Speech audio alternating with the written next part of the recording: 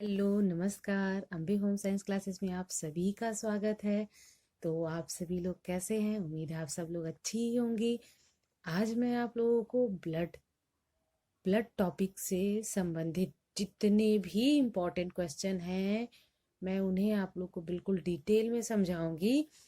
Blood जो है रक्त से संबंधित प्रश्न कक्षा 11 12 टीजीटी पीजीटी एलटी ग्रेड प्रवक्ता नेट के एग्ज़ाम के लिए बहुत ही इम्पॉर्टेंट है और ये हमारी एक लाइफ से भी रिलेटेड है। तो आइए हम लोग देखते हैं ब्लड क्या है। तो रक्त जो है वो गहरे लाल रंग की चमक लिए हुए रक्त गहरे लाल रंग की चमक लिए हुए क्षारीय तरल है।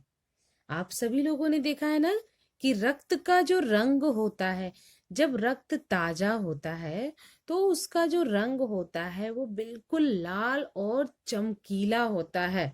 और रक्त जो होता है वो क्षारीय तरल होता है। रक्त के विवरण हेतु धमनियां एवं रक्त के वितरण हेतु धमनियां एवं सिराओं का जाल बिछा रहता है। यानी धमनी और सिरा के द्वारा रक्त का वितरण होता है। ये बात याद रखिएगा, सिराओं में हमेशा अशुद्ध रक्त प्रवाहित होता है तथा धमनियों में शुद्ध रक्त का परिसंचरण होता है। जो सिराएं होती हैं वो सिराएं सिराकाओं में विभक्त हो जाती हैं और प्रत्येक सिराका अनेक कोशिकाओं में विभक्त हो जाती हैं और धमनियां जो है वो धमनिकाओं में शाखान्वित हो जाती हैं तथा सभी धमनिकाएं पतली एवं महीन बाल जैसी रचना में विभक्त हो जाती हैं। इन्हें हम कोशिकाएं भी कहते हैं। इसके बाद मैं आप लोग को बता दूं कि रक्त जो होता है वो अपारदर्शी एवं नमकीन होता है। आप सभी लोग लगभग सब लोगों ने अपने ब्लड का टेस्ट किया होगा, है ना? कहीं कट जाता है, चोट लग जाता है, कुछ होता है तो तुरंत वो कटा हुआ चीज हमारे मुंह में चला जाता है, खास तौर से हाथ। आप सभी लोगों ने बचपन में बहुत आम खाए होंगे ब्लेड से छिलकर, है ना? और वो आम खाने के चक्कर में उंगलियां भी काटी हैं सभी ने। तो जब उंगलियां कटती थी तो किसी को बताते थे आप लोग? नहीं, आप लोग सीधे उंगली को मुंह में डालना, उसके बाद उसे कस के दबाते थे। क्यों दबाते थे?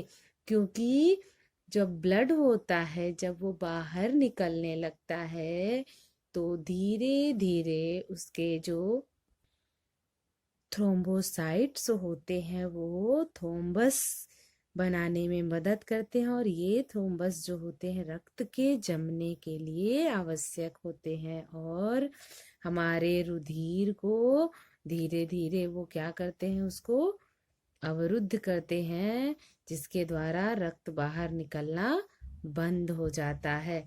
तो भी देखते हैं रक्त का पीएच मान जो होता है वो 7.36 से लेकर 7.41 होता है और रक्त का घनत्व 1.055 से 1.060 होता है।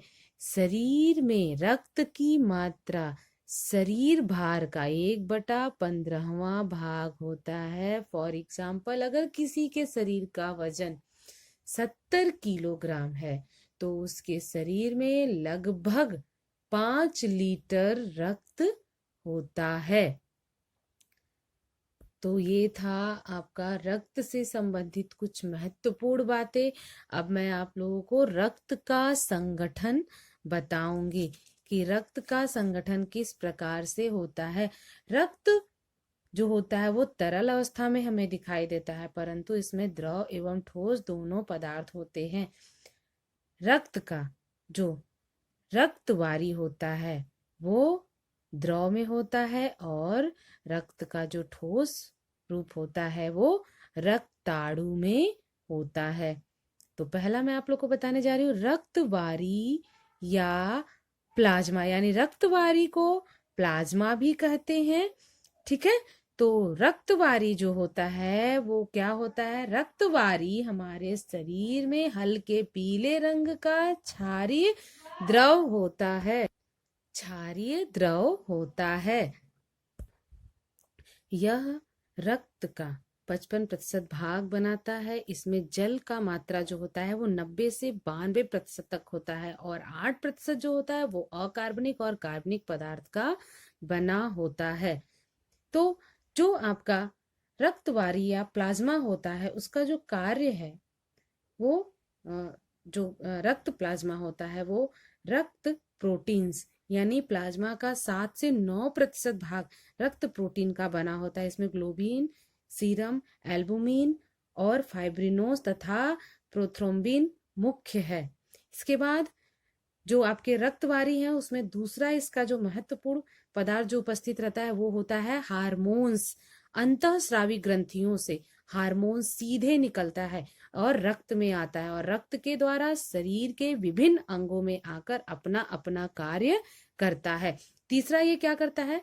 एंटीजेंस एवं एंटीबॉडीज में एंटीबॉडी पदार्थ जो होते हैं वो रक्त वारी में उपस्थित होते हैं, यानी प्लाज्मा में एंटीजेंस तथा एंटीबॉडीज उपस्थित रहते हैं जो हानिकारक जीवाणुओं एवं विषाणुओं का नाश करते हैं। इसके बाद इसमें ऑक्सीजन, नाइट्रोजन तथा कार्बन डाइऑक्साइड गैसें भी होती हैं, और रक्तवारी में संवहन हेतु कार्बोहाइड्रेट, अमीनो अम्ल, प्रोटीन, विटामिन, खनिज लवण आदि का संवहन होता है।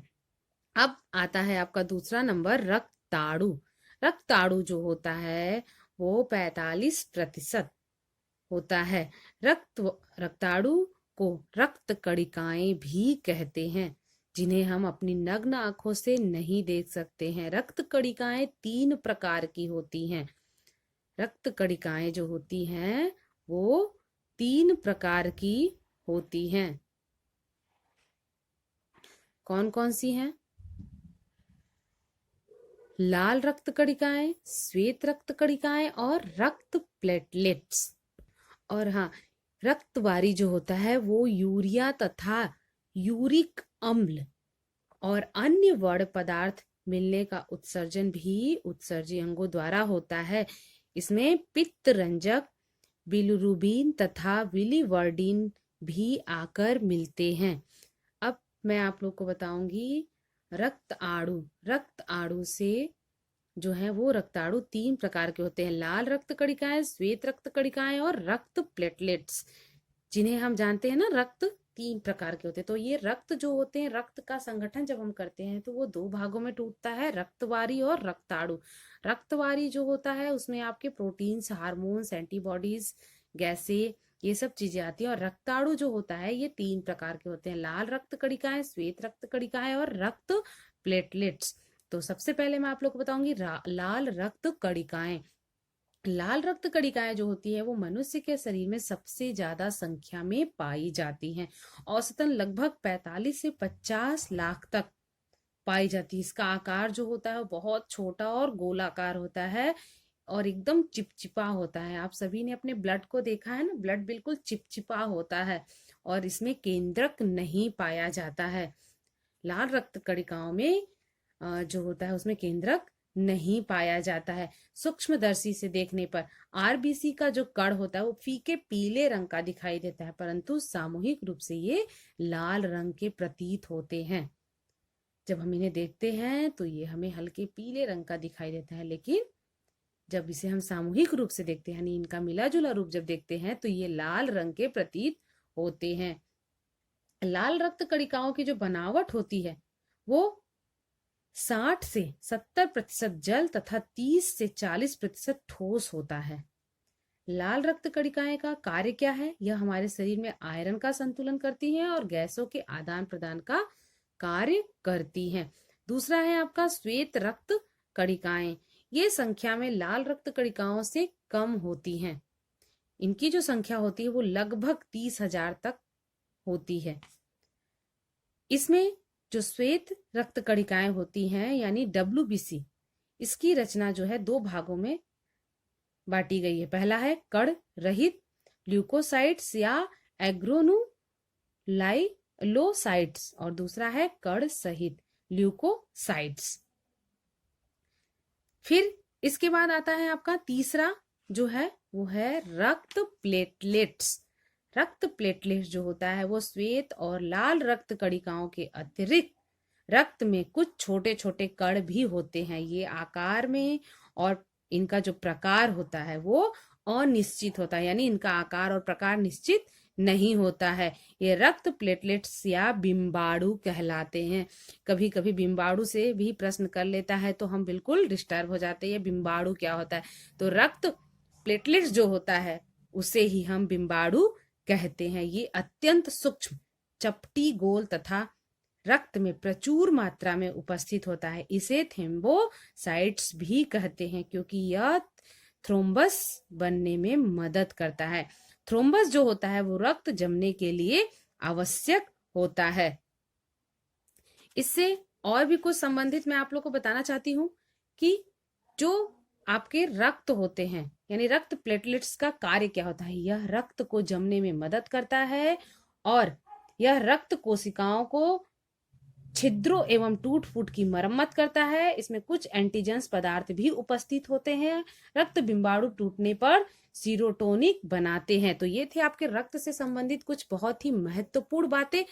पिछले वीडियो, जो नेक्स्ट वीडियो में बनाऊंगी, उसमें मैं आप लोगों को रक्त का जमना और आपके रक्त का हमारे शरीर में, यानी रक्त के जो वर्ग हैं और रक्त अल्पता से संबंधित मैं आप लोगों को कुछ और महत्वपूर्ण बातें बताऊंगी। तो आप सभी लोग वीडियो को ध्यान से देखिए। धन्यवाद।